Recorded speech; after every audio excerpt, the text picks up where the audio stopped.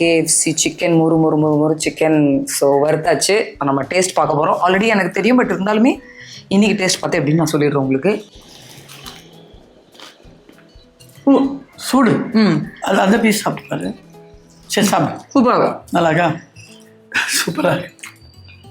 எனக்கு அவங்க அதை சொல்கிற வரைக்கும் கேஎஃப்சி சிக்கன்லேயே மக்களே மெயினாக ஜூஸியாக எவ்வளோ கிறிஸ்பியாக இருக்குன்றது தான் விஷயம். அதில் சீரியஸாக ரொம்ப ஜூஸியாக கிறிஸ்பியாக சிக்கன் நல்லா வெந்து அந்த மசாலாஸ் எல்லாம் நல்லா மிக்ஸ் ஆகி ப்ராசஸ் கொஞ்சம் பெருசு. பட் கொஞ்சம் வீட்டில் சாப்பிட்றது பெட்டர். பெருசுன்றது வந்துட்டு ஊற வைக்கிறது தான் பெருசு.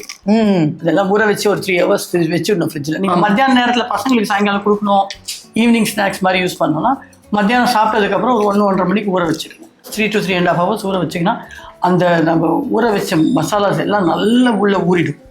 அப்போ நம்ம அதுக்கப்புறம் மைதா மாவு ப்ளஸ் கார்ன்ஃப்ளவர் பவுடர் போட்டு பண்ணுறது நீங்கள் பார்த்துருப்பீங்க ப்ராசஸ்ஸு. அது போட்டு எண்ணெயில் வறுக்கிறது 15 minutes தான். ஸோ ரொம்ப ஜூஸியாக ரொம்ப கிறிஸ்பியாக நல்லா வெந்திருக்கு சிக்கனு. இதோட நீங்கள் சூப்பராக இருக்கு. சூப்பராக இருக்கா? தேங்க்யூ.